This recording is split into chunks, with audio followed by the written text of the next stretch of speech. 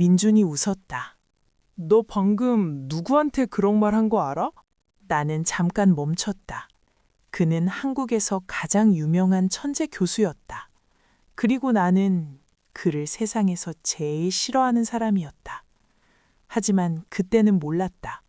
그가 내 인생을 완전히 바꿔놓을 거라는 걸. 나는 원래 머리가 좋은 편이 아니었다. 옆집에 사는 지훈이는 100년에 한 번 나올까 말까 한 천재였다.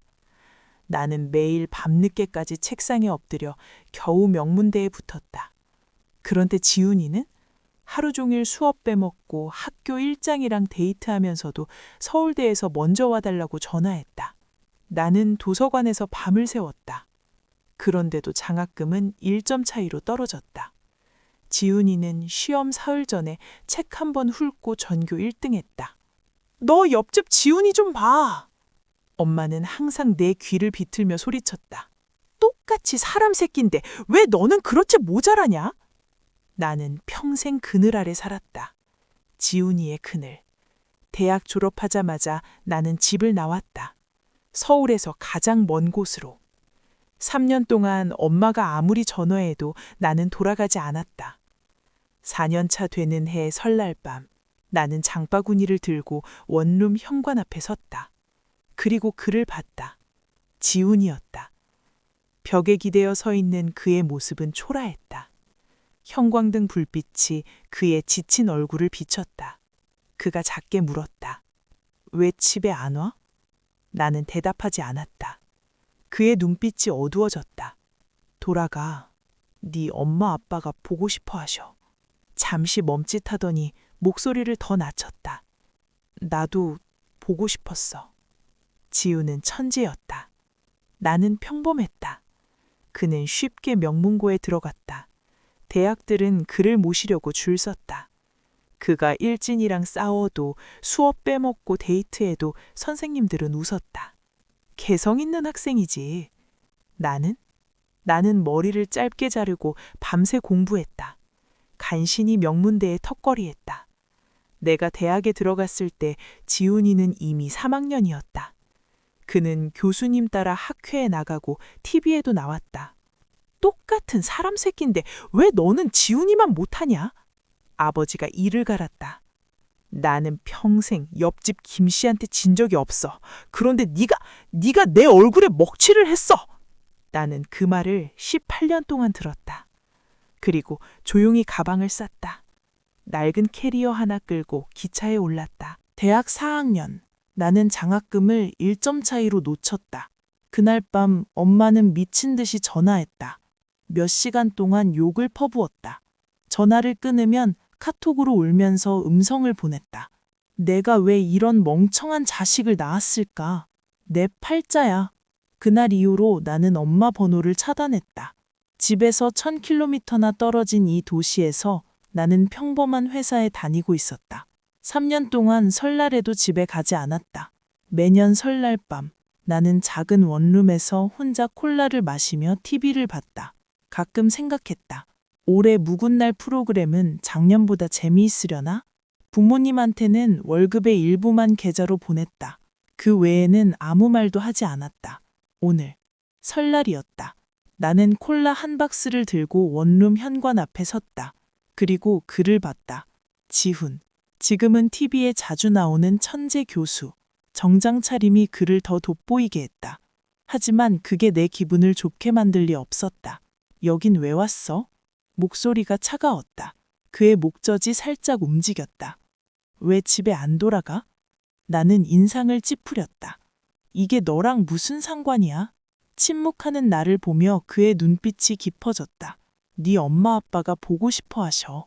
용건 없으면 가. 나는 냉랭하게 말했다. 여긴 너 환영 안 해. 그가 잠시 멈칫했다. 그리고 말했다. 나도 네가 보고 싶었어. 나는 그를 뚫어지게 쳐다봤다. 미친 거 아니야? 어쨌든 나는 그를 방 안에 들였다. 물 한 잔을 식탁에 내려놓으며 물었다. 방금 그 말 본인이 무슨 말 하는지 알아? 그가 고개를 끄덕했다. 네 아버지가 그러셨어. 올해 네가 집에 오면 나랑 선 보라고. 잠시 멈췄다. 근데 네가 안 와서 내가 직접 왔어. 나는 오랫동안 침묵했다. 그리고 조용히 말했다. 너랑 선 안 봐. 돌아가. 왜? 그가 당황한 표정을 지었다. 어릴 때부터 넌 항상 나를 싫어했어. 그런데 나는 너한테 잘못한 적 없어. 나는 그를 바라봤다. 아주 조용히 말했다. 싫어하는데 이유가 필요한 거 아니잖아. 가. 내가 쫓아내기 전에. 그가 다시 말했다. 진정하고 다시 생각해봐. 나는 고개를 들어 그를 똑바로 쳐다봤다. 한 글자 한 글자 또박또박 말했다. 나 진정됐어. 나 너 싫어. 아주 많이. 지훈아, 네가 지금 아무리 대단해도 아무리 높은 자리에 있어도 지금 당장 내 집에서 나가. 다시는 내 앞에 나타나지 마. 그날 하은의 인생이 완전히 망가졌다. 하지만 아무도 몰랐다. 그게 새로운 시작이라는 걸. 지우는 떠났다. 떠날 때 표정이 완전히 굳어 있었다. 내 말에 제대로 화가 난 모양이었다. 식탁 위에 물은 이미 식어 있었다. 나는 컵을 싱크대에 가져다 놓고 깨끗이 씻었다. 그리고 소파에 앉아 프로젝터를 켰다. 핸드폰에는 분명 부모님한테서 카톡이 와 있겠지? 야, 너 정말 개념 없냐? 지훈이 같은 사람이 어디 있어? 그런 사람이 너 같은 걸 받아준다는 게. 너 하늘에 별을 따고 싶냐? 그 자식이 너 같은 거랑 결혼하겠다는 게 복도 모르고. 쓸모없는 년, 개념 없는 년. 밖에서 방황해도 집에는 와야지. 널 키운 게 다 헛수고야. 차라리 그날 내가 너를 낳지 말걸. 나는 씁쓸하게 웃었다. 가끔 나도 생각한다. 나 태어나지 말았어야 했나? 설날은 내 생일이기도 했다. 어릴 때 엄마는 항상 말했다. 공부 못하는 자식이 생일이 무슨 생일이야? 지훈이처럼 공부 잘해야 생일 축하해줄 마음이 생기지. 그래서 나는 18살이 되기 전까지 생일 케이크를 한 번도 먹어본 적이 없었다. 대학교 1학년 때 과외에서 번 돈으로 생일 케이크를 샀다. 8인치짜리. 너무 많이 먹어서 토할 정도였다. 쓰레기통 옆에 주저앉아 구토를 해가면서도 나는 계속 먹었다. 한 조각도 남기지 않고. 아침에 세수하다가 그 기억이 떠올렸다. 거울 속 내 모습을 보며 중얼거렸다. 다 지난 일이야. 그래서 나는 18살이 되기 전까지 생일 케이크를 한 번도 먹어본 적이 없었다. 대학교 1학년 때 과외에서 번 돈으로 생일 케이크를 샀다. 8인치짜리. 너무 많이 먹어서 토할 정도였다. 쓰레기통 옆에 주저앉아 구토를 해가면서도 나는 계속 먹었다. 한 조각도 남기지 않고. 아침에 세수하다가 그 기억이 떠올렸다. 거울 속 내 모습을 보며 중얼거렸다. 다 지난 일이야. 준비를 마치고 케이크 가게에 갔다. 미리 주문해둔 도라에몽 케이지였다. 사장님이 웃으며 말했다. 어르신도 동심을 간직하고 계시네요. 나는 그냥 웃었다. 집 앞에 도착했을 때 나는 또 그를 봤다. 지훈아, 왜 또 왔어? 내가 인상을 찌푸렸다. 그가 입술을 깨물며 주머니에서 작은 상자를 꺼냈다. 생일 선물이야. 내 생일인 거 어떻게 알았어? 네 부모님이 말씀하셨어. 그가 나를 바라봤다. 목소리가 낮아졌다. 오늘은 너가 생일이니까 나랑 같이 있어달라고 하셨어. 네가 생일을 좋아한다고. 나는 그의 손에 든 상자를 바라봤다. 갑자기 웃음이 나왔다. 그래. 그들은 내 생일을 알고 있었어. 내가 케이크를 갖고 싶어 한다는 것도 알고 있었어. 내가 예전에 당했던 그 모든 일들을 알고 있었어. 그 사람들은 나보다 네가 더 좋은가 봐. 내가 천천히 말했다. 나를 만나라고. 그 사람들은 내가 생일을 좋아한다고 말했겠지? 지훈의 입술이 굳어졌다. 그제야 이해한 표정이었다. 미안해. 그가 작게 말했다. 네 어머니가 그냥 가벼운 답금이라고 말씀하셔서 나는 네가 가족과 화해하고 싶은 줄 알았어. 그가 고개를 들었다. 다신 그러지 않을게. 그런데 이 선물은 그가 상자를 내밀었다. 이건 진짜 내 마음이야. 직접 만든 매듭이야. 평안을 기원하는 거야. 생일 축하해. 하은아. 안 받아. 필요 없어. 가. 내가 그를 똑바로 바라보며 다시 한번 말했다. 지훈아. 나 너 싫어. 정말 많이 싫어. 제발 내 인생에서 사라져줘. 그날 생일은 정말 초라했다. 6개 초를 준비했는데 3번째 초를 켤 때쯤 갑자기 지쳤다. 방 안을 둘러봤다. 일부러 따뜻한 오렌지 톤으로 꾸몄지만 외로움은 가릴 수 없었다. 갑자기 모든 게 귀찮아졌다. 켜놓은 초 3개를 끄고 쓰레기통에 던졌다. 포크로 케이크 한 조각을 찍어 입에 넣었다. 달콤하고 느끼한 맛이 혀깃에 퍼졌다. 기분이 조금 나아졌다. 케이크 한 조각을 남겨두고 콜라를 꺼냈다. 그리고 소파에 웅크려 앉아 전날 녹화해둔 묵은 날 프로그램을 틀었다. 코너가 재미없네. 영화로 돌릴까 고민하는데 낯선 번호로 전화가 왔다. 받아보니 지훈 엄마였다. 처음에는 부드럽게 내 근황을 물었다. 계속 말이 이어졌다. 아줌마, 무슨 일이세요? 그녀가 썩소를 지었다. 하은아, 이번에 지훈이 그 자식이 멋대로 선 보러 갔다고 하던데 나는 몰랐어. 근데 지훈이 지도교수님이 원사님 손녀딸을 소개시켜주겠다고 하셨어. 너 조건이 지훈한테 훨씬 못 미쳐. 우리 집이 너 같은 며느리를 받아들일 수 있을 것 같아? 하은아, 지훈이가 아무리 적극적으로 너한테 간다고 해도 너 희망 갖지 마. 알겠지? 나는 잠시 침묵했다. 진짜 말도 안 돼. 아줌마는 왜 아들을 안 말리고 나한테 와서 협박하는 거예요? 헛된 꿈 꾸지 마. 그녀가 웃었다. 지훈이는 천재야. 그런데 너는... 하은아, 너를 위해서 하는 말이야. 나는 몸을 곧게 펴고 차갑게 말했다. 아줌마가 뭔데 나한테 충고를 해요? 내 부모님 말씀도 안 듣는데 아줌마가 뭔데? 말을 끝내고 전화를 끊었다. 그래도 화가 가라앉지 않았다. 휴대폰을 켜서 지훈 차단을 풀었다. 그리고 바로 전화를 걸었다. 어제부터 쌓인 모든 분노가 터져나왔다. 니네 집 도대체 왜 그래? 아무 이유 없이 나한테 와서 무시하고 내가 그렇게 무시당해도 되는 사람이야? 니네 가족 다. 계속해서 욕을 퍼부었다. 화가 다 풀릴 때까지. 그리고 입을 다물고 콜라 몇 모금 마셨다. 그제야 지훈의 목소리가 들렸다. 미안해. 계속해서 욕을 퍼부었다. 화가 다 풀릴 때까지. 그리고 입을 다물고 콜라 몇 모금 마셨다. 그제야 지훈의 목소리가 들렸다. 미안해. 내가 끝까지 말하는 걸 기다렸다는 듯이. 나는 전화를 끊었다. 그의 번호를 다시 차단했다. 속이 좀 시원하네. 역시 화내는 게 스트레스 해소에 좋아. 3년 전 이 도시에 처음 왔을 때 유명한 절에 가서 부처님 앞에 맹세했다. 이제부터 절대 손해보지 않고 살 거야. 너무 오래. 너무 많이 참아왔다. 이제는 죽어도 누구한테도 무시 안 당해. 아이패드 화면이 꺼졌다. 어두운 화면에 내 무표정한 얼굴이 비쳤다. 엄마랑 똑같은 얼굴. 나는 씁쓸하게 웃었다. 내 친부모조차 신경 쓰지 않는데 이 세상에 누가 나를 굴복시킬 수 있을까? 설 연휴 끝나고 출근했더니 팀장님이 신나서 말했다. 업계 대부 선생님을 인턴으로 모셨어요. 나는 불길한 예감이 들었다. 안녕하세요 선배님들. 역시 지훈이었다. 그가 책상 위에 바나나 우유를 올려놓으며 웃었다. 잘 부탁드립니다. 나는 무표정하게 그를 바라봤다. 그는 그냥 부드럽게 미소 지었다. 도대체 뭐 하는 거야? 집착하는 게 천재 스타일은 아니잖아. 내가 그렇게까지 매력적이라고? 자존심은 어쨌어? 자부심은 어쨌어? 내가 몇 번이나 차인 사람이 이렇게 집착하다니. 너 정말 한심해. 그가 사온 바나나 우유에는 손도 대지 않았다. 돌아서서 한 번도 안 쳐다봤다. 잠시 후 지훈이 내 책상 앞에 나타났다. 손에는 커피 한 잔. 네가 제일 좋아하는 그 커피야. 내가 따로 사왔어. 이제 안 좋아해. 내가 그를 흘끗 봤다. 예전에 좋아한다고 말한 건 네가 내가 좋아하는 걸 또 사오지 않게 하려고 한 거였어. 그가 잠시 멈칫했다. 화내지 않았다. 그럼 뭘 좋아해? 내가 사올게. 탁. 내가 손에 쥐고 있던 펜을 책상에 내려쳤다. 고개를 들어 쏘아봤다. 지훈아, 너 염치 없는 거 아니? 내가 몇 번이나 욕하고 쫓아내고 밀쳐냈어? 근데도 자꾸 달라붙어? 너 거머리 좋아하는 취향이야? 그의 입술이 굳어졌다. 거머리처럼 너한테만 달라붙는 게 취향이라고 하면 그런 거야? 나는 멍해졌다. 옆자리 동료가 의자에서 넘어질 뻔했다. 그녀가 멍하니 나를 보다가 지훈을 보며 무서운 표정을 지었다. 지훈이 그녀에게 웃으며 말했다. 제가 쫓고 있어요. 미친 거 아니야? 그런데 그는 미친 것 같지 않았다. 그가 바나나 우유를 들고 부드럽게 물었다. 무슨 맛 좋아해? 내가 사줄게. 브랜드 상관없어. 그의 큰 키가 햇빛을 가렸다. 눈빛은 집중되어 있었고 다정함이 너무 선명했다.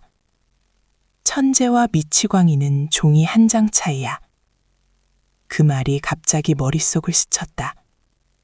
사무실은 쥐 죽은 듯 조용했다. 동료들은 슬쩍슬쩍 우리를 바라보고 있었다. 아무도 일에 집중하지 못했다. 나는 키보드를 밀어내며 말했다. 1층 카페 가서 얘기하자. 그가 바나나 우유를 보며 망설였다. 나는 그의 옷자락을 잡아 끌었다. 그가 순순히 따라왔다. 마치 주인을 따르는 충성스러운 강아지처럼. 카페에서 나는 아메리카노를 시켰다. 최대한 차분한 목소리로 물었다. 도대체 원하는 게 뭐야? 솔직하게 말해줄 수 있어? 그냥 네가 무슨 맛 우유 좋아하는지 알고 싶었어. 그가 바나나 우유를 옆으로 밀어냈다. 그는 손수건으로 손바닥에 땀을 닦았다. 눈빛이 잠깐 흔들렸다. 어릴 때부터 너를 기쁘게 해준 적이 없어. 그냥 네가 좋아하는 우유 하나 사주고 싶었어. 그래서 네가 좀 더 기뻐할 수 있게. 왜 나를 기쁘게 하려고 해? 좋아하니까. 망설임 없이 말했다. 나는 그를 빤히 쳐다봤다. 이상하네. 정말 이상해. 그가 감정을 표현하는 방식은 마치 오랫동안 나를 좋아해온 사람 같았다. 예전에 거만하고 자유분방했던 모습과는 완전히 달랐다. 너 무슨 일이 있었어? 내가 조심스럽게 물었다. 예전엔 이런 사람 아니었잖아. 사람은 변해. 그가 아주 작게 말했다. 그리고 예전에 너는 나를 제대로 알지도 못했어. 나는 침묵했다. 쫓아내고 싶었지만 그런 말이 소용없다는 걸 알았다. 카페 안 공기가 무거워졌다. 그가 천천히 말을 꺼냈다. 한 달만 날 시험해 봐줄 수 있어? 안 해보면 나 평생 놓지 못할 것 같아. 나한테 기회를 줘. 쫓을 기회를. 그냥 한 번만? 나는 여전히 대답하지 않았다. 그가 손바닥을 꽉 쥐었다. 네가 나를 얼마나 싫어하는지 알아. 그래서 네가 사는 이 원룸을 샀어. 한 달 후에 네가 어떻게 결정하든 이 집을 내 이름으로 등기해 줄게. 그동안 내가 너한테 불편하게 한 거에 대한 사과로. 괜찮아? 나는 그를 바라봤다. 점점 더 이해할 수 없어. 도대체 뭘 원하는 건데? 내가 그렇게까지 할 가치가 있어? 말했잖아. 좋아한다고. 그가 내 눈을 똑바로 바라봤다. 그런데 넌 항상 날 싫어해. 그게 내 마음에 응어리가 졌어. 하나, 부탁이야. 이 응어리를 풀 기회를 줘. 여전히 뭔가 이상했다. 하지만 뭐가 이상한지 정확히 지적할 수 없었다. 나는 오랫동안 그를 바라봤다. 복잡한 표정으로. 그리고 마지막으로 조용히 한숨을 내쉬었다. 됐어. 네가 뭘 생각하든 나랑 무슨 상관이야. 한 달뿐이야. 확실하지? 그가 고개를 끄덕였다. 좋아. 근데 한 달 후에는 내 인생에서 완전히 사라져야 해. 퇴근 후 지훈이 나를 따라왔다. 그는 내 집 맞은편 원룸으로 들어갔다. 그동안 여기 살았구나. 문을 여려는 그에게 내가 말했다. 이름 바꿀 수 있어? 그가 고개를 돌렸다. 눈빛이 의아했다. 지훈이라는 이름 말고 다른 이름으로 부를 수 있을까? 내가 설명했다. 어릴 때 엄마가 나한테 화낼 때마다 항상 너를 끌고 와서 비교했어. 지금 네 이름만 들어도 그때 욕먹던 기억이 떠올라. 진짜 너무 힘들어. 그의 표정이 순간 창백해졌다. 네 부모님이 너를 꾸짖을 때마다 항상 나랑 비교했어? 그럼. 지훈이 입술을 깨물었다. 피가 날 정도로. 네가 부르고 싶은 대로 불러. 네가 편하면 돼. 그럼 삼캉이라고 부를게. 내가 담담하게 말했다. 내 전 남친이 첫째 오빠였고 전 남친이 둘째 오빠였어. 너 마침 세 번째야. 괜찮지? 그의 입술에서 피가 났다. 하지만 나는 못 본 척했다. 대답이 없으면 동의한 거야. 말을 끝내고 나는 돌아서서 집으로 들어갔다. 그를 더 이상 쳐다보지도 않았다. 지우는 원사님의 소개로 우리 회사에 인턴으로 왔다. 팀장님은 오히려 내게 한 달 휴가를 줬다. 지훈 씨 잘 부탁해요. 나는 고민하다가 승낙했다. 어차피 한 달 동안 집 정리도 좀 할 겸. 내가 모자를 쓰고 바닥을 닦고 있을 때 지훈이 갑자기 나타났다. 먼지투성이인 나를 보고 그는 인상을 찌푸리며 나를 일으켜 세웠다. 하지마. 가사 도우미 부를게. 나는 즉시 요구했다. 그럼 로봇 청소기 한 대 더 사줘. 배고파. 죽 사와. 서쪽 끝에 있는 그 집에서 갓 끓인 죽으로. 알았어. 녹두 호떡 먹고 싶어. 줄 서서 사와. 알았어. 나는 눈을 가늘게 떴다. 이 사람 한계가 없는 거야? 내가 뭐라고 하면 다 들어줄 거야? 응. 그가 내 손을 잡았다. 물티슈로 내 손가락 하나하나를 조심스럽게 닦아주며 말했다. 네가 기쁘다면 뭐든지 다 들어줄 수 있어. 진짜 답이 없다. 내가 깜빡이며 그를 향해 빙긋 웃었다. 그럼 대학생 남자 2명 정도 돌보고 싶은데 삼캉이 돈 좀 대줘. 그의 손이 갑자기 내 손을 꽉 쥐었다. 잠시 후 그가 손을 놓았다. 내 손에 빨갛게 자국이 난 걸 보고 그는 고개를 숙여 살짝 바람을 불어넣었다. 아주 작게 말했다. 정말 네가 기쁘다면 그렇게 할게. 이 사람 진짜 구제불능이야. 나는 밖에서 사 먹는 음식이 싫어서 지훈이한테 밥을 해달라고 했다. 팔짱을 끼고 문틀에 기대어 서서 그가 부엌에서 야채를 썰고 냄비를 씻는 모습을 바라봤다. 갑자기 내가 말했다. 화장실 변기 막혔어. 삼캉, 좀 뚫어줄 수 있어? 그는 응 하고 장갑을 벗어 던지고 화장실로 들어갔다. 손을 깨끗이 씻고 돌아왔을 때 나는 복잡한 표정으로 그를 바라봤다. 우리 엄마가 내가 너한테 이런 일 시키는 거 알면 아마 나를 죽이려 들겠지. 엄마 눈에 지우는 신동이었다. 그런 내가 지금 그에게 설거지를 시키고 변기를 뚫게 하다니 진짜 역적이지. 신경 쓰지 마. 지훈이 짧게 말했다.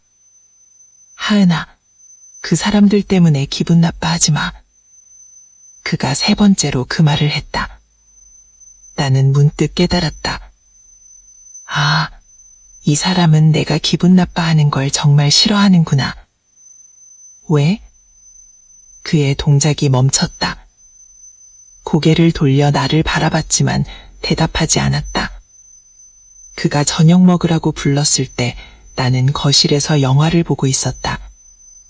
마침 클라이막스 장면이었다. 남녀 주인공이 열정적으로 키스하는 장면. 그때 지훈이 갑자기 화면을 껐다. 밥 먹자. 안 먹어.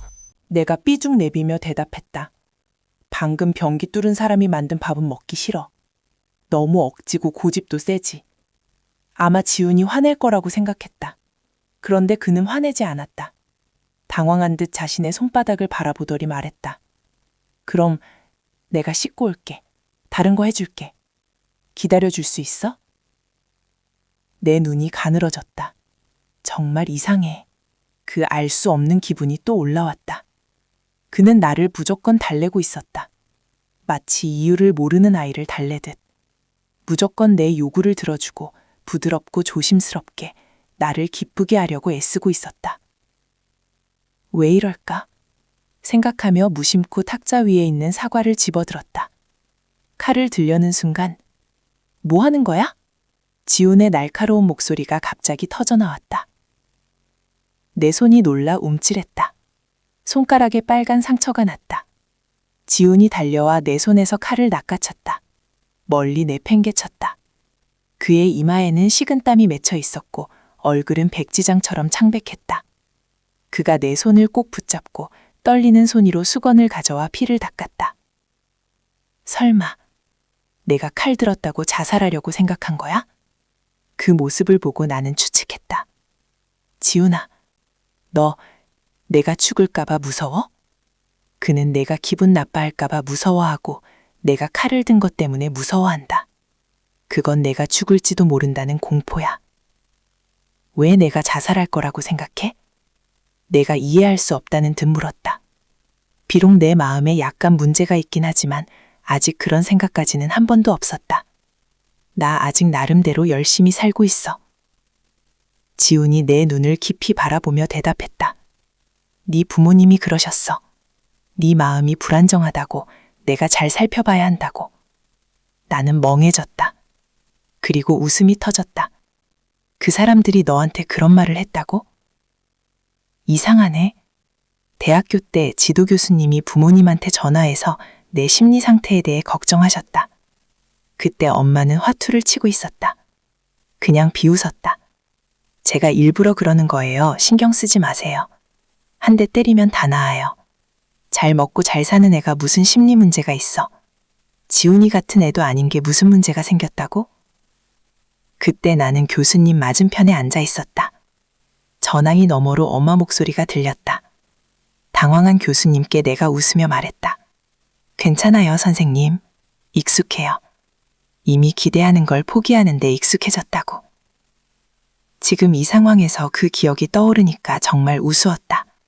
난 괜찮아. 내가 지훈의 어깨를 가볍게 두드렸다. 죽을 생각 없어. 걱정 마. 죽음은 가장 나약한 저항 방식이야. 잘못한 사람들은 그들인데 죽어야 하는 사람은 나라고? 말도 안 돼. 만약 언젠가 정말 견딜 수 없을 만큼 괴로워지면 나를 여기까지 몰아넣은 사람들을 모두 끌고 지옥에 갈 거야. 근데 그래도 고마워. 내가 조용히 말했다. 지훈아, 어릴 때부터 지금까지 내 심리를 진짜로 걱정해준 사람이 너일 줄은 몰랐어. 그가 조심스럽게 물었다. 이제 나 안 싫어해? 응? 방금 나한테 고맙다고 했어. 그럼 이제 안 싫어하는 거지? 그건 다른 문제야. 지훈이 웃었다. 별로 신경 쓰지 않는 것 같았다. 나는 헛기침을 하고 화제를 돌렸다. 그럼 아까 내가 하라는 대로 다 한 건 내 정신 상태 때문에 그런 거야? 아니? 그가 고개를 저었다. 그냥 네가 화풀이 할 수 있게 해주고 싶었어. 그가 무릎을 꿇고 나를 올려다봤다. 나를 네 발 아래 두고 네가 밟아도 돼. 그러면 좀 나아질 거 아냐? 네 부모님 눈에는 내가 신처럼 보이지. 그런데 지금 네가 나를 발 아래 두고 있다는 건 넌 그 사람들을 부정하는 거야. 기분 좋지 않아? 그래, 이 사람은 미친 게 아니었어. 바보도 아니었고 자신이 내게 이용당하는 걸 알고 있었다. 부모님 마음속 신을 파괴하는 걸로 내가 만족감을 느낀다는 걸 알고 있었다. 그래서 그는 기꺼이 내 심부름을 하고 내가 좀 더 편해지도록 더 효과적으로 복수할 수 있도록 도와주고 있었다. 지훈이 말했다. 나를 부모님 앞에 데려가. 나를 부려먹고 괴롭혀. 그들이 너에게 했던 것처럼 나를 그렇게 조종해. 그들이 너한테 가르친 모든 걸 완전히 부숴버려. 어때? 그의 말에 나는 말문이 막혔다. 너 혹시 자해하는 거 좋아하는 거 아니지? 효과적이잖아. 그의 눈빛이 평온하게 나를 바라봤다. 그렇게 나중에 그들이 너를 욕하면 너는 이렇게 말할 수 있어. 지훈이조차 내 말 듣는데 너희들은 뭔데? 그 느낌 좋지 않을까? 하지만 그렇다고 해도 나는 고개를 저었다. 그렇게까지 할 필요 없어. 나 때문에. 그건 너한테 불공평해. 불공평? 지훈이 웃음을 터뜨렸다. 내가 너 옆에 있는 게 언제 공평했어? 어릴 때 내가 왜 나를 싫어하는지 물어봤어. 너는 말 안 해줬어. 커서는 전화하고 문자에도 차단했지. 편지를 써도 답장 한 번 없었어. 넌 나한테 단 한 번도 기회를 준 적이 없었어. 그리고 지금은 이미 돌이킬 수 없을 지경이야. 넌 그냥 한마디 던졌어. 나 너 싫어. 그리고 날 쫓아냈어. 처음부터 끝까지 나는 잘못한 게 없어. 강하은아, 이게 나한테 공평하다고 생각해? 지훈이 화난 것 같았다. 목소리는 전혀 거칠지 않았지만 나는 그가 진짜 화난 걸 느꼈다. 평소에는 차분한 그의 얼굴에 처음으로 날카로운 원망이 스쳤다. 나는 입술을 깨물고 작게 말했다. 하지만 나한테도 너한테 기회를 줘야 할 의무는 없잖아. 우리는 원래부터 연결된 사이도 아니고 너 없이도 난 잘 살아왔어. 오히려 너야말로 지금 이렇게 집착하는 게 진짜 이상해. 이상해? 그가 차갑게 웃었다. 기쁨은 전혀 없었다. 말했잖아. 좋아한다고. 돕고 싶다고. 그 사람들 때문에 나를 밀어내지 않았으면 좋겠다고. 네가 나를 받아들였으면 좋겠다고. 그런데 넌 내 말 한마디도 듣지 않는 것 같아. 나를 믿지 않아. 내 말이 다 헛소리야. 그렇지. 그걸 나한테 탓하지 마. 내가 인상을 찌푸렸다. 처음부터 말했잖아. 너 싫어해. 너한테 관심 없어. 그런데 네가 자꾸 집착하고 이제 와서 내가 너한테 반응하지 않는다고 탓하는 거야. 그게 말이 돼. 강한 쿵. 지훈이 손에 든 찻잔을 바닥에 내리쳤다. 유리 조각이 사방으로 흩어졌다. 그의 눈이 붉게 충혈됐다. 완전히 분노한 표정이었다. 그럼 지금까지도 단 한 번도 나한테 관심 없었어. 단 한 번도. 나는 무의식적으로 숨을 멈췄다. 대답하지 않았다. 지훈이 고개를 끄덕였다. 좋아. 알겠어. 내가 바보였어. 내가 착각했어. 그가 일어나 바닥에 흩어진 유리 조각을 하나하나 주웠다. 쓰레기통에 던졌다. 손바닥에서 피가 흘러내렸지만 그는 아무 느낌도 없는 듯 무표정했다. 갈게. 그가 말했다. 이제 다시 오지 않을게. 지훈이 떠났다. 나는 입술을 달싹꼈다. 무언가 말하려고 했지만 이대로가 좋을 것 같았다. 이제 포기했겠지. 안도의 한숨을 내쉬었다. 그런데 왠지 이상했다. 갑자기 왔다가 화내고 가버리다니. 어쩜 이렇게 이상한 사람이지? 진짜 말도 안 돼. 그가 만든 음식은 아직 식탁 위에 남아 있었다. 나는 대충 먹고 남은 건 냉장고에 넣었다. 다 먹고 소파에 누워 베개를 끌어안고 잠이 들었다. 눈을 떴을 때는 이미 완전히 어두워져 있었다. 쓰레기 봉투를 들고 아래층에 내려왔다. 잠시 산책하려고. 몇 걸음 걸었을 때 나는 멈춰섰다. 지훈이었다. 그는 계단 모퉁이에 앉아 있었다. 비싸 보이는 롱패딩이 더러워져 있었고 못에 걸려 털이 뜯겨져 나간 곳도 있었다. 고개를 숙인 채 찢어진 곳을 바라보며 그의 잘생긴 눈썹이 살짝 처져 있었다. 표정은 완전히 풀이 죽어 있고 슬퍼 보였다. 마치 집 없는 떠돌이 강아지 같았다. 나도 그런 눈빛을 본 적이 있다. 나는 그냥 지나치려고 했다. 그런데 굳이 그럴 필요 없을 것 같았다. 다가가서 그의 다리를 살짝 발로 찼다. 간다면서 왜 여기 앉아 있어? 기다리고 있었어. 그가 짧게 대답했다. 내가 잘못했어. 미안해. 이제 다시는 안 찾을게라고 당당하게 말한 지 채 3시간도 안 됐다. 진짜 3시간도 못 버티네. 내 눈빛이 복잡해졌다. 뭐가? 내가 잘못했어. 그가 나를 바라봤다. 목소리가 작아졌다. 그래도 계속 너한테 달라붙고 싶어. 그러고는 한마디 더 덧붙였다. 한 달이라고 약속했잖아. 오늘이 겨우 첫날이야. 나 쫓아내면 안 돼. 말을 마치고는 눈빛에 서운함까지 담았다. 하은아, 나 배고파. 냉장고에 남은 음식 아직 있어? 난 남은 음식 안 먹어. 그가 바로 내 말을 끊었다. 나가서 먹자. 내가 살게. 저녁 겸 해서. 그러고는 잊지 않고 덧붙였다. 너도 남은 음식 먹지 마. 건강에 안 좋아. 진짜 참견 많아. 밥을 먹는 동안 나는 별로 배가 고프지 않았다. 대부분의 시간 동안 나는 지훈이 먹는 모습을 바라봤다. 그의 움직임 하나하나를, 삼키는 리듬에 따라 움직이는 눈빛, 음식을 넘길 때의 목젖 움직임까지. 그렇게 쳐다보지 마. 지훈이 약간 불편한 듯 말했다. 하은아, 나 너무 힘들어. 나는 입을 삐죽 내밀고 고개를 돌렸다. 옆 테이블에는 세 가족이 앉아 있었다. 아주 어린 아이와 젊은 부부. 아이가 당근을 먹지 않으려고 했다. 엄마, 이것도 싫어요. 냄새 이상해요. 싫으면 됐다. 엄마가 아이 접시에 있던 당근을 아빠 접시로 옮겼다. 그리고 아이에게 고추장 불고기 한 점을 집어주며 말했다. 이거 먹어볼래? 맛있을 거야.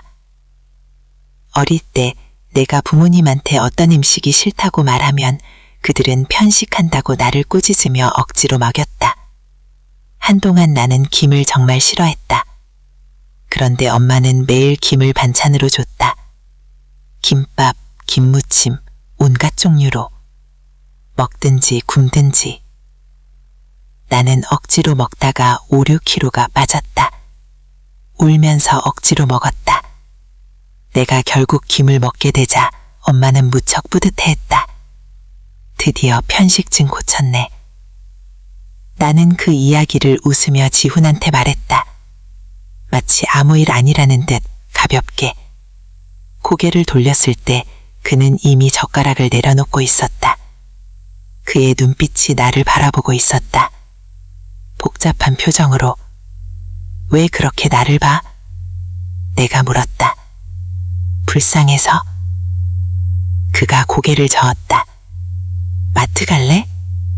근처에 큰 마트 있어. 같이 가자. 사실 왜 갑자기 나를 마트에 데리고 가려는지 이해할 수 없었다. 하지만 굳이 싸우기도 귀찮았다. 그가 카트를 밀며 앞서 걸었다. 나는 조용히 따라갔다. 눈길이 진열대 위에 있는 바비 인형 상자에 스쳤다. 그리고 바로 시선을 돌렸다. 그런데 지훈이 봤다. 그가 카트를 멈추고 몸을 굽혀 그 바비 인형 상자를 집어들었다. 이거 갖고 싶어? 아니야. 갖고 싶지 않은데 왜 봤어? 그가 말하며 핑크색 바비 인형 상자를 카트에 넣었다. 나는 급하게 말렸다. 목소리는 어쩔 수 없었다. 그냥 그것 때문에 안 좋은 기억이 떠올랐을 뿐이야. 무슨 기억? 꼭 말해야 돼? 지훈이 그 자리에 멈춰섰다. 움직이지 않았다. 목소리는 아주 짧았다. 말해. 나는 그를 발로 찼다. 카트에 있는 바비 인형 상자를 바라보며 결국 말하고 말았다. 예전에 엄마가 내가 시험에서 3등 안에 들면 선물을 사주신다고 했어. 나는 정말 열심히 해서 3등 안에 들었어. 그래서 이걸 골랐어. 그런데 엄마가 마트에서 나를 엄청 오래 혼냈어. 부모님 생각은 안 하고 돈만 쓴다고. 그때부터 이걸 볼 때마다 그날 엄마한테 혼났던 기억이 떠올라. 아직도 생생해. 엄마가 마트에 나를 두고 간 그 순간. 울면서 어떻게 해야 할지 몰라 당황했던 그 기분. 마트 문 닫을 시간이 다 되어서야 엄마가 돌아왔어. 무표정하게 나를 끌고 갔지. 나는 관자놀이를 살짝 문질렀다. 그 기억을 머릿속에서 지우려고. 그리고 지훈의 어깨를 툭 쳤다. 그거 다시 갖다 놔. 지훈이 나를 아주 오랫동안 바라봤다. 그리고 점원을 불렀다. 그는 바비 인형이 진열된 전체 진열대를 가리켰다. 여기 있는 핑크색 상자 다 살게요. 집으로 배송 가능해요? 네? 네, 가능합니다. 점원이 연신 고개를 끄덕이며 기뻐했다. 커미션 받을 생각에. 지훈이 또 핑크색 바비 인형 4개를 집어 가트에 넣었다. 뭐 하는 거야? 내가 눈을 부라렸다. 사는 거지. 그가 아주 태연하게 말했다. 안 보여? 또. 나는 한동안 말을 잇지 못했다. 주변 점원들이 그 소리를 듣고 몰려들었다. 그들은 지훈을 보며 문제가 있는 사람 보듯 쳐다봤다. 그가 살짝 웃으며 목소리를 조금 높였다. 또 뭐 좋아하는 거 있어? 통째로 사줄까? 그 순간 모든 점원들의 시선이 나에게 쏠렸다. 마치 재벌 2세를 보는 것처럼. 나는 참지 못하고 그를 꾸짖으며 화가 나서 물었다. 도대체 뭐 하는 거야? 기분 좀 나아졌어. 그가 갑자기 물었다. 이제부터 이걸 볼 때 네 엄마 생각만 나지 않을 거야. 너한테 온통 바비 인형을 사준 바보 같은 사람도 생각나겠지.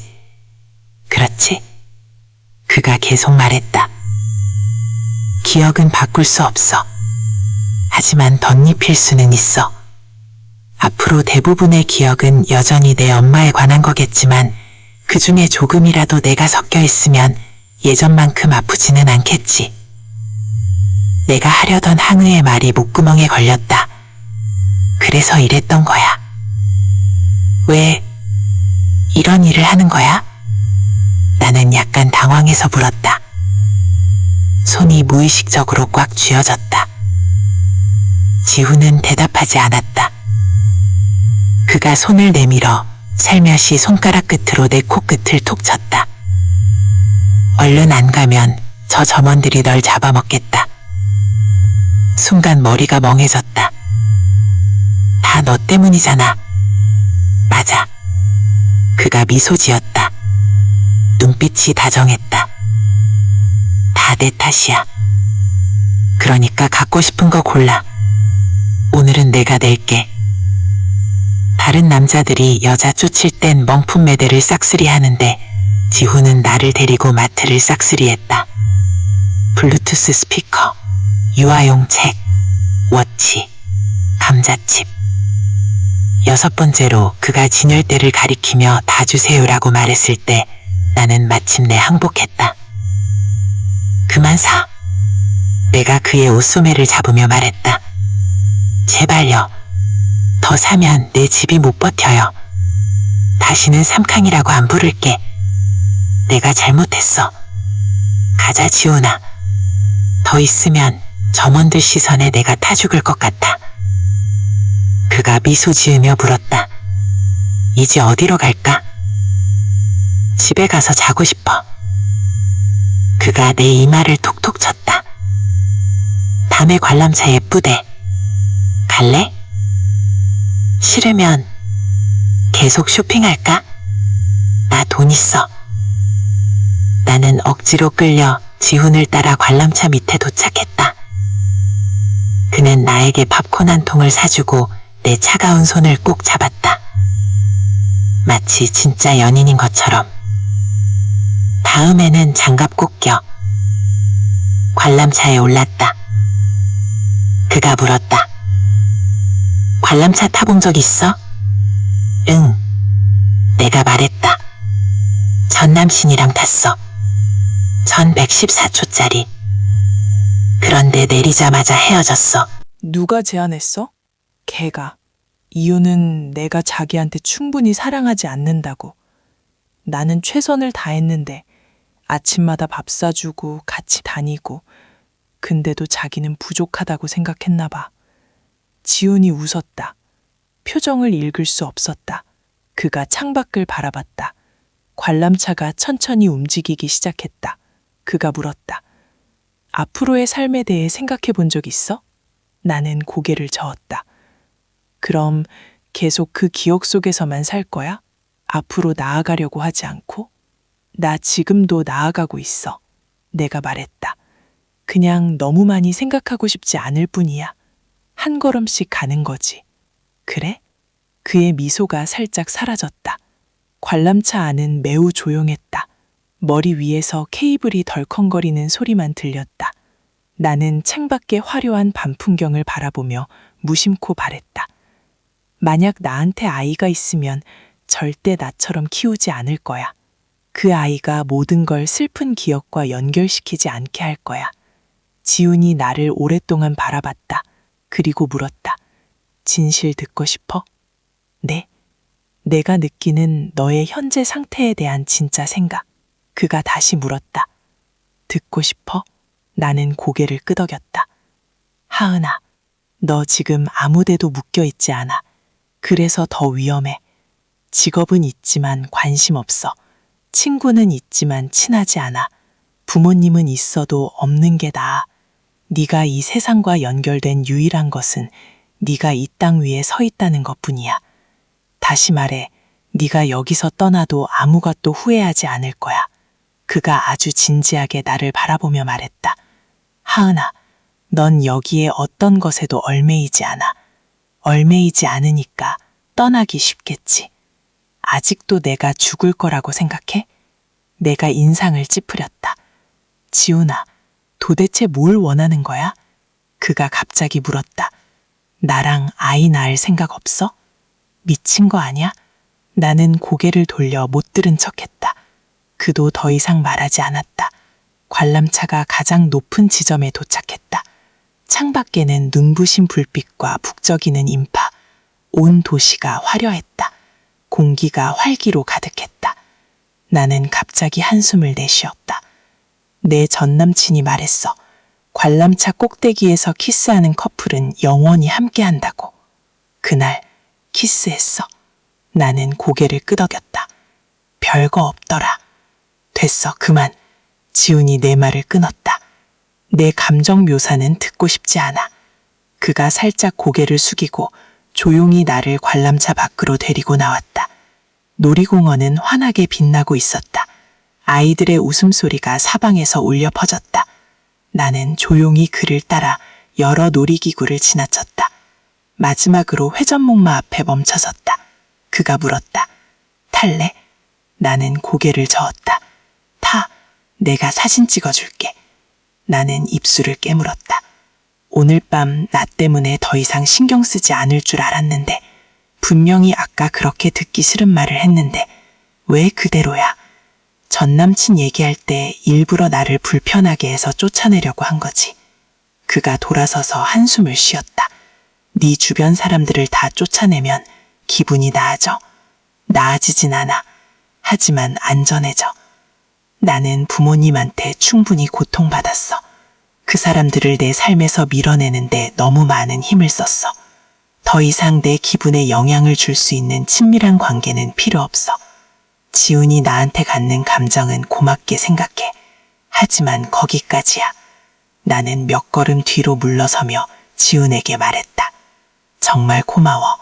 네가 진짜로 나를 돕고 싶어 한다는 걸 느꼈어. 하지만 나한텐 필요 없어. 만약 나를 구하려는 생각이라면 포기해. 아픔이든 슬픔이든 고통스러운 기억이든 아무도 나를 극복하게 좋을 수 없어. 그리고 나도 아무 도움도 원하지 않아. 나는 살려고 노력 중이야. 일하려고 노력 중이고 주변 사람들과 어울리려고 노력 중이야. 왜 지훈이 항상 내가 죽을 거라고 생각하는지 이해할 수 없어. 나는 아주 평범하다고 생각해. 항상 그랬어. 그냥 약간의 문제가 있을 뿐이야. 지훈은 아무 말도 하지 않았다. 그냥 앞을 바라봤다. 회전목마의 화려한 불빛을. 친밀한 관계를 맺고 싶지 않아서 주변 사람들을 멀리해. 일은 대충 하고 음식은 아무거나 먹고 사는 곳도 임시방편이야. 네 삶에는 열정도 없고 목표도 없어. 언제든 떠날 수 있어. 그런 상태가 위험하다고 생각하지 않아. 나는 네가 자살할 거라고 생각하는 건 아니야. 하지만 이렇게 오래 살다 보면 분명히 견딜 수 없게 될 거야. 그가 내 말을 끊었다. 인정해. 강하은아, 네 정신 상태는 이런 식으로 살기에 충분히 강하지 않아. 계속 이러다간 조만간 넌 그냥 차가운 돌덩이가 될 거야. 그의 말은 듣기 싫었다. 나는 조용히 2걸음 뒤로 물러났다. 여전히 고개를 저었다. 심지어 생각했다. 이 사람이 나를 조종하려는 건가? 내가 심각한 병에 걸렸다고 착각하게 만들어서. 하지만 나는 꽤 괜찮은데. 지우는 그냥 웃었다. 눈빛은 평온했다. 놀이공원의 형형색 불빛이 그의 얼굴을 비쳤다. 그에게는 약간의 비아냥이 스쳤다. 그럼 그냥 내가 헛소리 한 걸로 해. 나는 손바닥을 꽉 쥐었다. 무언가 말하려고 했을 때 그가 화제를 돌렸다. 영화 볼래? 나는 잠시 멍했다. 왜 갑자기 이런 생각을 하는 거지? 참을 수 없어. 나는 인상을 찌푸렸다. 우리 꼭 하루 만에 이렇게 많은 일을 다 해야 해? 마트 가고, 관람차 타고, 이제 영화까지? 내일 하면 안 돼. 나 졸려. 그냥 집에 가서 자고 싶어. 그가 돌아서서 손가락으로 내 코끝을 살짝 만졌다. 목소리는 다정했다. 졸려? 나는 고개를 끄덕였다. 좋아. 그가 작게 말했다. 그럼 가자. 지하철에서 내려 지훈 뒤를 따라 걸었다. 손에 든 팝콘통을 보며 나는 짜증이 났다. 도대체 무슨 일이야? 겨우 하루, 아니 반나절 만에 나와 그의 위치가 완전히 바뀌었다. 아까는 내가 하고 싶은 대로 하면 그가 다 들어줬다. 그런데 지금은 그가 하고 싶은 대로 내가 이유를 찾아 거절해야 한다. 주도권은 잠시 내게 있다가 다시 완전히 그에게 넘어갔다. 아니, 애초에 내게는 없었는지도 몰라. 나는 이 말을 탁탁 쳤다. 어쩔 수 없이 인정해야지. 천재는 천재야. 정말 똑똑해. 사람 마음을 완전히 꿰뚫고 있어. 무슨 생각해? 그가 속도를 늦추며 내 옆으로 와서 갑자기 물었다. 내가 너무 멍청하다고 생각 중이야. 나는 솔직하게 대답했다. 분명히 아침까지만 해도 내 말 듣고 있더니 지금은 내가 네 리듬에 휩쓸려서 마치 내 꾀에 넘어간 것처럼 주도권을 완전히 잃었어. 지훈이 조용히 웃음을 터뜨렸다. 주도권은 항상 네 손에 있어. 내 논리적 분석은 이성에만 통하지. 하지만 감정은 이성만으로 되는 게 아니야. 그의 손가락이 내 심장 위치를 살짝 눌렀다. 여기가 주도권을 쥐고 있어. 그날 바람이 무척 차왔다. 공기가 차갑게 스며들었다. 그의 손가락 끝이 두꺼운 옷을 뚫고 내 심장에 닿았다. 내 심장 지금 엄청 빨리 뛰고 있어. 그가 작게 물었다. 하은아, 아직도 자기를 속일 거야. 내 말은 내가 너를 좋아하게 됐다는 거야. 나는 참지 못하고 인상을 찌푸렸다. 아니야, 그건 그냥 특정한 감정적 상황에서 심장이 가장 강하게 반응하는 것뿐이야. 그가 목소리를 낮춰 계속 말했다. 그게 사랑이라고 할 수 있을지 없을지는 몰라. 그가 나를 바라봤다. 내가 말하고 싶은 건 하은아, 너는 아직도 나 때문에 설렐 수 있다는 거야. 네 생각처럼 나를 그렇게까지 싫어하는 건 아니라는 거야. 네가 항상 잊을 수 없다고 말하는 그 기억들, 정말 너무 무거워서인지 아니면 그냥 네가 두려워서 마주할 용기가 없어서 그리고 놓을 용기가 없어서인지. 하은아, 그가 내 이름을 조용히 불렀다. 언제까지 자신을 속일 거야? 그날 이후 나는 다시 지훈을 피하기 시작했다. 아니, 피하려고 했다. 출근하면 그의 자리는 항상 비어 있었다. 팀장님이 말했다. 지훈 씨 갑자기 휴가 냈어요. 급한 일이 생겼다고. 나는 고개를 끄덕였다. 잘 됐다. 그런데 왜일까? 하루 종일 핸드폰을 들여다보고 있었다. 그의 이름 석자가 자꾸만 눈에 밟혔다. 말도 안 돼. 이틀째, 사흘째, 일주일째. 그는 연락이 없었다. 나는 매일 밤 늦게까지 잠이 오지 않았다. 소파에 앉아 바비 인형들을 바라봤다. 진열장에 가지런히 정리해 놓은 그 인형들. 지훈이 사준 인형들. 그가 했던 말이 떠올랐다. 이제부터 이걸 볼 때 네 엄마 생각만 나지 않을 거야. 너한테 온통 바비 인형을 사준 바보 같은 사람도 생각나겠지. 나는 인형 하나를 집어들었다. 핑크색 드레스를 입은 공주님. 그리고 중얼거렸다. 바보. 2주째 되는 날. 팀장님이 내게 다가왔다. 하은 씨, 혹시 지훈 씨한테 연락 왔어요? 없는데요? 이상하네. 병원에 입원했다는데 연락이 안 돼서요. 내 손에 들린 펜이 바닥에 떨어졌다. 네? 어제 갑자기 쓰러졌대요. 과로라고. 요 며칠 동안 밤샘 작업을 했나 봐요. 나는 자리에서 벌떡 일어났다. 병원 앞에 섰을 때 나는 왜 내가 여기 있는지 몰랐다. 그냥 발이 먼저 움직였다. 병실 문 앞. 나는 깊게 숨을 들이마셨다. 문을 열었다. 그가 누워 있었다. 얼굴이 반쪽이 됐다. 창백했다. 그리고 그는 나를 보자 희미하게 웃었다. 왔구나. 미쳤어? 왜 이렇게까지 하는 건데? 내 목소리가 떨렸다. 그는 대답하지 않았다. 그냥 나를 바라봤다. 그 눈빛이 너무 깊어서 나는 시선을 피할 수 없었다. 간호사가 들어왔다. 보호자분이세요? 환자분 요 며칠 동안 잠도 안 자고 일만 하셨대요. 무슨 일이 있었나 봐요. 그리고 열이 나는데도 퇴원하겠다고 고집 부리셔서 간호 잘해주세요. 간호사가 나가자 나는 그를 노려봤다. 왜? 네가 기다리고 있을 것 같아서. 그가 작게 말했다. 빨리 끝내고 가려고 했어. 무슨 일? 그는 대답하지 않았다. 그 순간 문이 열렸다. 한 중년의 남자가 들어왔다. 정장 차림에 무언가 중요한 사람 같았다. 그는 나를 보더니 놀랐다. 혹시 강하은 씨? 네? 저는 지훈이 연구소 팀장입니다. 지훈이가 자주 얘기하던데요. 당신 얘기를. 내가 멍하니 있자 그가 말을 이었다. 그동안 이 아이가 왜 그렇게 미친 듯이 일했는지 이제 알겠네요. 당신을 만나러 가려고 그랬군요. 지훈이 눈치를 줬다. 팀장님, 왜, 사실인데 이 아이 말도 안 되는 프로젝트를 혼자 다 끝내놓고 그동안 잠도 안 자고 버텼어요. 그런데 그 이유가 팀장님!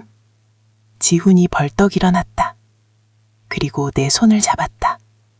나가자. 나는 끌려서 병실을 나왔다. 복도 끝 창문 앞.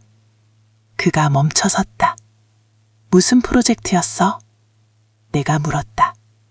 그가 돌아봤다. 그의 눈빛이 흔들렸다. 말하기 싫어. 왜?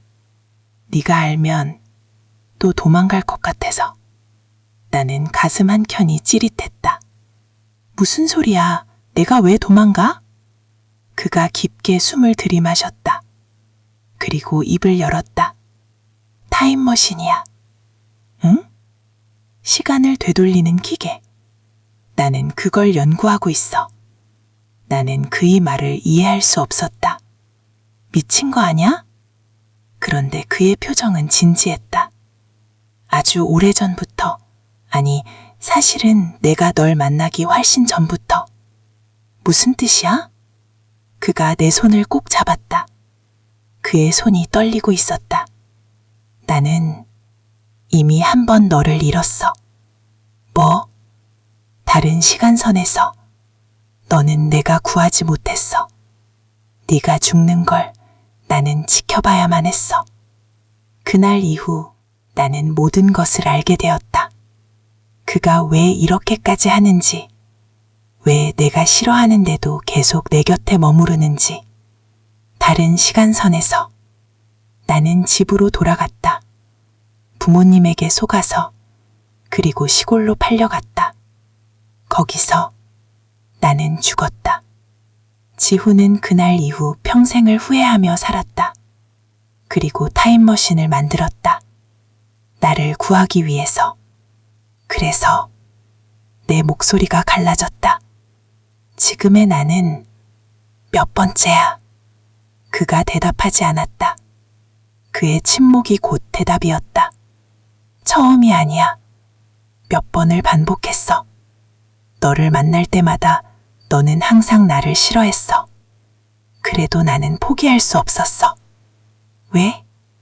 좋아하니까. 그가 웃었다. 눈물이 섞인 웃음이었다. 그 한 번의 시간선에서 너는 내 곁에 있었어. 비록 거짓이었지만 그래도 행복했어. 그 기억만으로도 나는 계속 살아갈 수 있었어. 나는 아무 말도 할 수 없었다. 머릿속이 하얘졌다. 말도 안 돼. 저 사람이 날 구하러 왔어. 몇 번이고 반복해서. 그날 밤 우리는 병원 옥상에 앉아 있었다. 도시의 불빛이 반짝였다. 그가 조용히 말했다. 이번에는 나랑 같이 살래. 나는 그를 바라봤다. 그의 눈에는 두려움이 있었다. 내가 또 거절할까봐 두려운 눈빛. 나랑 아이를 낳자. 우리 가족을 만들자. 네가 원하는 대로. 네가 예전에 갖고 싶었던 그런 가족을. 그래서 네가 계속 그 얘기를 한 거야? 그가 고개를 끄덕였다.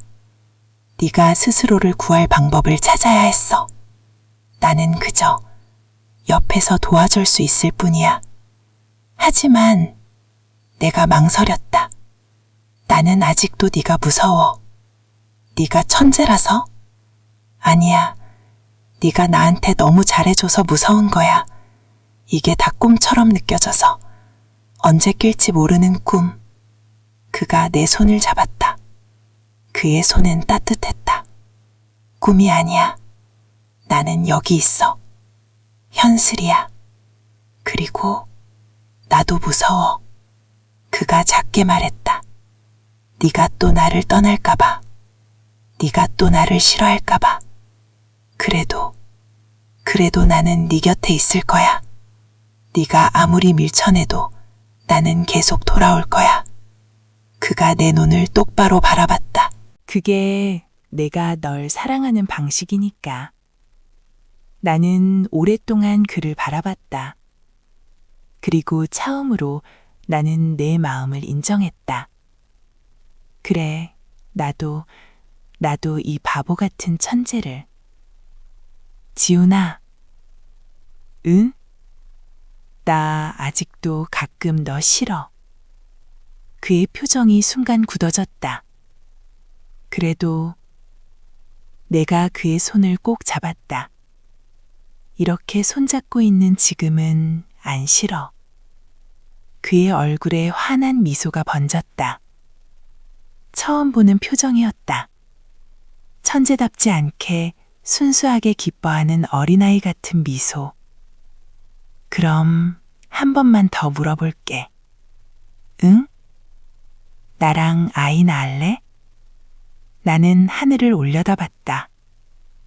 별이 총총했다. 어릴 적 나는 별을 보며 소원을 빌곤 했다. 나를 데려가줘. 여기서 데려가줘.